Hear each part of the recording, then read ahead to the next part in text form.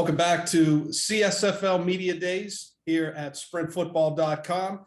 Joined now by Army West Point head coach Mark West. Of course, Army, the defending CSFL champions back from the 2019 season. Coach, thank you very much for joining us. First off, last year, yes, there wasn't a season, but you did play a game. You had your star game against Navy. Just talk about how, even though it was one game, but you had the practices, how much does that help into this year, just knowing that some of your younger players at least got a chance to not just experience a game, but the pressure cooker that is Army-Navy? Right. It was tremendously helpful, I believe, for the team to have a fall season, even though it was just one game. If our young kids aren't getting playing time, at least they're getting practice time. In full pads week in and week out. And it was a roller coaster ride for sure, with all the COVID protocols and the first game being canceled and pushing the second game back by a few weeks. We didn't really expect the season to last 2 months for one game, but those 2 months were certainly invaluable for our younger guys to get some reps. Looking at the team this year, and let's look at the offensive side of the ball. Talk about some returnees that you have, some names that, we'll probably most likely read and see throughout the year, maybe any newcomers that are factoring into the mix. Just talk about what we should see offensively for you guys this year. Well, we do have some key returners coming back offensively. J.C. Watson, our quarterback, last year was supposed to be his coming out year. He got some good reps as a sophomore, backup. And so he was all excited to finally take over last year. And of course, the season was halted, but so this is his time to shine. And, he's had a really good preseason, a good year all around. He's one of our co-captains, has been providing great leadership, throughout the year. So we're excited to see what he can do. Of course, we've got Craig Hamilton, one of our top receivers, coming back for his senior season.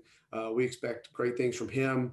We've got a couple of running backs who, again, have been kind of waiting for their moment to shine. So we'll see how that works out. I think where we're probably the most inexperienced will be our offensive line. We have returning starter Mike Kaler, moved him over to left tackle. And then we've got a couple other guys who had some good minutes last year in the Navy game. But didn't get a full season under their belt. So, so they're anxious to get out on the field and show what they can do. So, we got Coach Walker, our offensive coordinator, going into his 5th season. He always has them ready to play, and we're looking forward to see what we can do on the offensive side of the ball. Well, some of the other coaches we've talked to this week, they've kind of echoed those sentiments. They're very young on the offensive line. I'm sure that keeps not just the offensive coordinator, but the head coach up at night, because those are the guys that get it all started up front for you and the skill players. No, they do. And the one thing about our offensive line, they've got the nickname called the Dirt Pigs. And they're a real tight group, always have been. Funny enough, they're typically the smartest position group on the field year in and year out. So they know what's expected of them, and they'll be ready to go. Defensive side of the ball, the last couple times we're going to look at the CSFL championship game from 19, and then last year's game with Navy. And it's not just those two games, there's a history of it, but very strong defensive showings by your program. Just talk about that side of the ball this year. Who are some of the returnees coming back, or maybe some newcomers that are looking to factor into the mix as well? Yeah, sure. It really probably starts with our linebacker core. We've got all 3 of those guys coming back.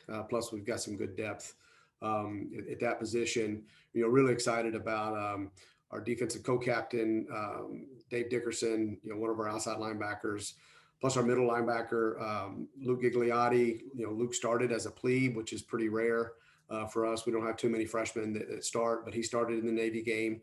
So of course he's back and ready to go.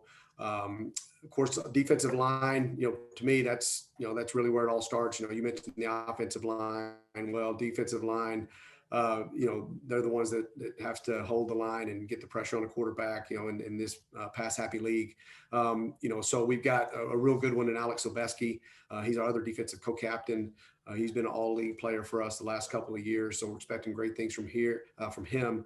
And then on the flip side of our D-line, on the other side, we've got Jake Beeler. Jake's finally getting his chance to start. He's a senior. He's been waiting in the wings. Of course, he was behind Devontae Dean for the last 3 years, who was runner-up for MVP in the 2019 season. So he's been patiently waiting for his chance. So we're expecting good things from him. Our secondary, I wouldn't say we're young because we've got a couple of seniors finally getting their chance to start.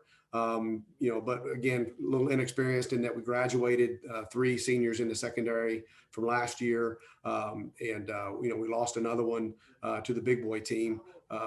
Actually was able to walk on their team after Christmas last year. So we've got some new faces in the secondary. Again, they've been waiting in the wings for their chance to play. They're juniors and seniors.